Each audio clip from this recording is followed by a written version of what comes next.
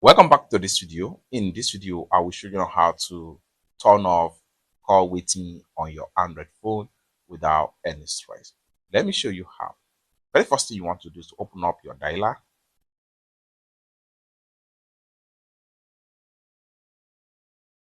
Then go ahead and click on the setting icon from the top right here. Then scroll down right here. Go ahead and click on carrier features. If you are using dual SIM phone, go ahead and select a SIM you want to use. And the next thing you want to do right there is to go ahead and click on addition.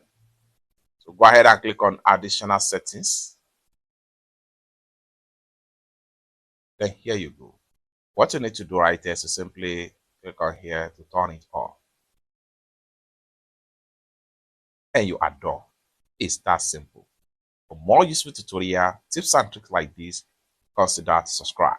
Thank you so much for watching, and I hope to see you in my next video. Bye for now.